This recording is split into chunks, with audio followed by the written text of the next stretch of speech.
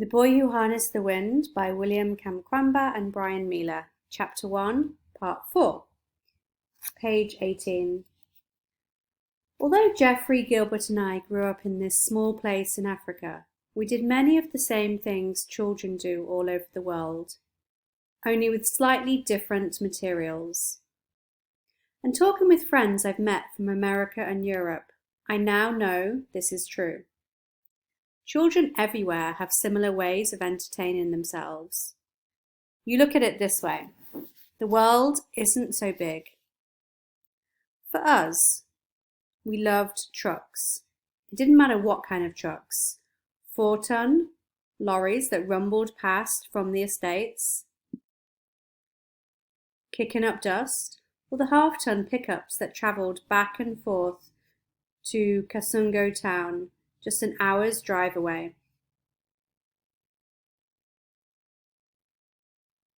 With passengers squeezed in the back like a pen full of chickens. We loved all trucks, and each week we'd compete to see who could build the biggest and strongest one. While my friends from America could find miniature trucks already assembled in their shopping malls, we had to build ours from wire and empty cartons of booze. Even still, they were just as beautiful. The cartons discarded by the drunkards at Ofesi once held Chibuku Shake, a kind of beer made from fermented maize that is popular in Malawi. It's sour tasting and contains bits of maize that settle at the bottom, requiring you to shake it up before enjoying, hence the name. Believe it or not, it's actually nutritious. I'm not a drinker myself, but I've been told it takes several cartons of Shake to get a person drunk. So of course, people in Ofesi drank as many as possible before tossing them into the road. After washing out the booze, these cartons were ideal for making the chassis of a toy truck. We used beer bottle caps for wheels, which also doubled as counters at school. 3 Coca-Cola plus 10 Carlsberg equals 13. We picked mangoes from the neighbours' trees and traded them for lengths of wire, which we used to make axles and attach the bottle cap wheels. We later discovered that plastic cooking oil caps worked much better as wheels, enabling the trucks to last much longer. We even took our father's razor blades and cut designs into the plastic to give each vehicle its own signature tread-in. That way, when you saw a tyre track in the dirt, you knew instantly if it belonged to the great fleets of Kamkwamba Toyota, for instance, or Gilbert Company Limited. Soon we were building our own monster wagons called Chigiri that resembled something like a go-kart in America. The frames were thick tree branches forked at one end, where a person could sit at the junction. We then dug up large, round tuber roots called kawumbu and carved them into wheels, using blue gum poles as axles. All the loose parts were then lashed together with vine and tree bark. Taking a rope, one person pulled the car, while the driver steered with his feet. With 2 cars side by side, we held monster derbies down the dirt road. Let's race! For sure! Last one to reach Ipongos will go blind. Go! Iponga Barbershop was the first of its kind in the Wimbe Trading Centre, and where I got all my haircuts. When my father brought me there each month, Mr. Iponga would drape me in a tattered sheet and say, "What will it be?" Pictures of men with many different styles hung from the wall. Styles such as the Tyson, after the famous American boxer, in addition to the English cut, the Nigeria, and the Buddha, which was totally bald. I usually went for the office cut, which was close all over without any frills. I think it was the cheapest, too. Of course, the problem with getting haircuts in the trading centre was the frequent power cuts that plagued the country. These could easily happen while Lipunga held his electric clippers to your head. Oops! Lost the power. Come back in a few hours. But the best idea was to bring a hat, or else go at night, so you could slip home under the cover of darkness and return the next morning to have it fixed.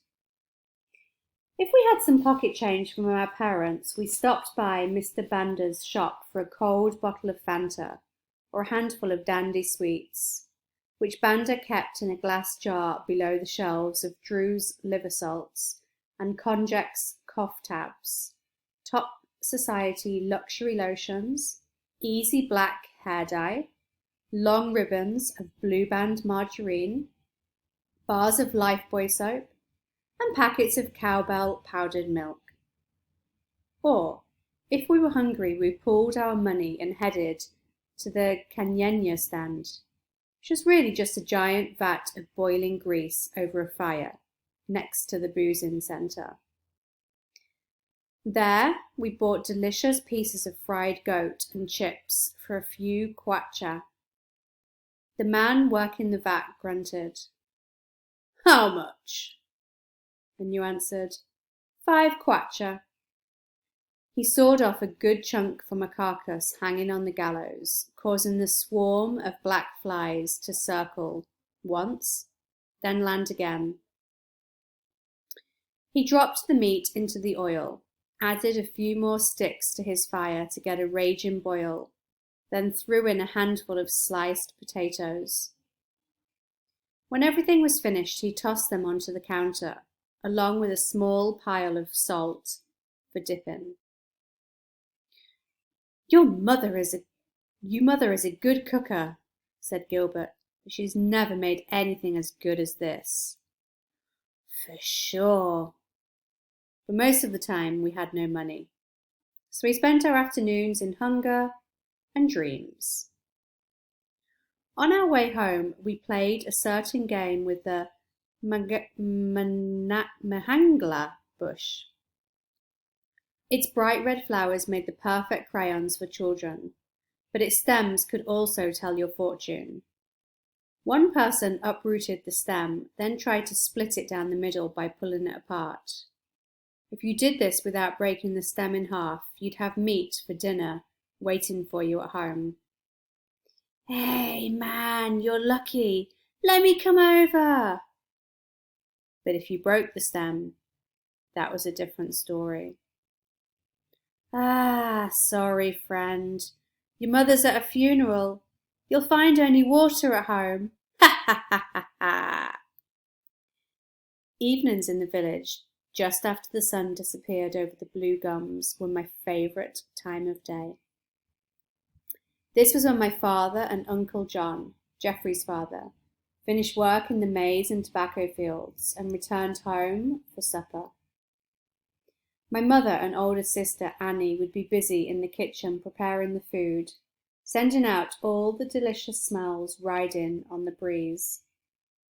All my cousins would gather in the courtyard between my house and Geoffrey's house to kick the football, made from plastic shopping bags we called jumbos, which we then bound in twine.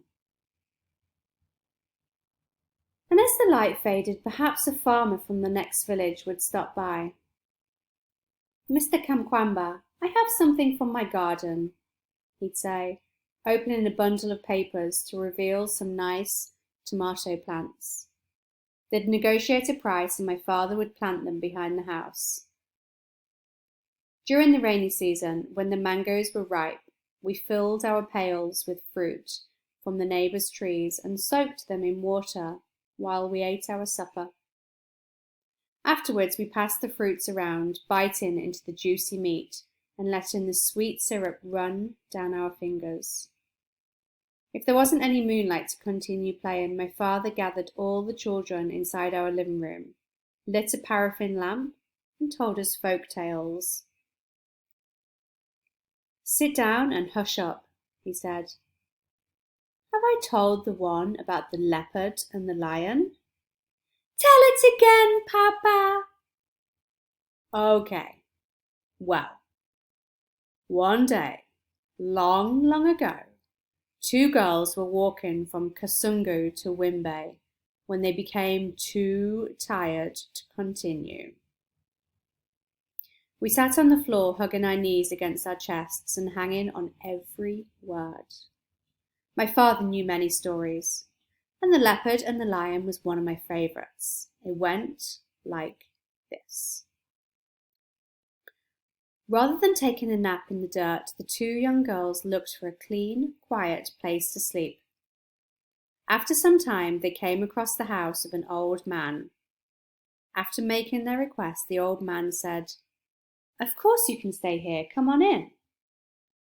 That night, when the girls were fast asleep, the old man snuck out the door and walked into the dark forest. There he found his two best friends, the leopard and the lion. "My friends, I have some tasty food for you. Just follow me." "Why, thanks, old man," the leopard said. "We're coming straight away."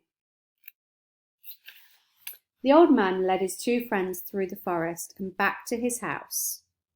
The leopard and the lion were so excited for their meal they even started singing a happy tune. But as they were approaching, the two girls happened to wake up. They felt refreshed after their nap and decided to continue on their journey. Not seeing the old man, they left a kind note thanking him for the bed. Finally, the old man arrived at the house with the leopard and the lion. "Wait here and I'll go and get them." "Oh," he said. The old man saw the bed was empty. Where did they go? He wondered. He looked for the girls but couldn't find them. Finally, he discovered the note and knew they were gone. Outside, the leopard and the lion were growing impatient. "Hey, where's our food?" said the leopard. "Can't you see we're salivating out here?" The old man called out, "Hold on, they're here someplace. Let me find them." The old man knew if the leopard and the lion discovered that the girls had gone, they would surely eat him for supper instead.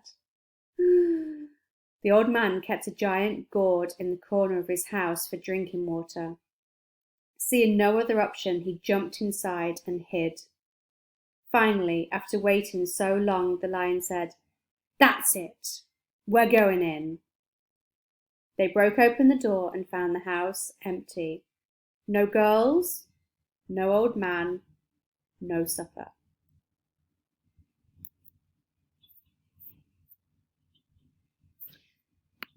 "Hey, the old man must have tricked us," said the leopard. "He's even left himself." Just then the leopard spotted a bit of the old man's shirt hanging out from the gourd. He motioned to the lion and together they tugged and tugged until the old man came flying out. "Please, no, I can explain," cried the old man. But the leopard and the lion had no patience for stories and quickly ate him. My father clapped his hands together, signalling the end of the story. Then he looked around to all of us children. "When planning misfortune for your friends," he said, "be careful, because it will come back to haunt you. You must always wish others well." "Tell another, Papa," we shouted. Okay. What about the snake and the guinea fowl? For sure. Sometimes my father would forget the stories halfway and make them up as he went along. These tales would spiral on for an hour, with characters and motives ever changing. But through his own kind of magic, the stories would always end the same. My father was a born storyteller, largely because his own life had been like one fantastic tale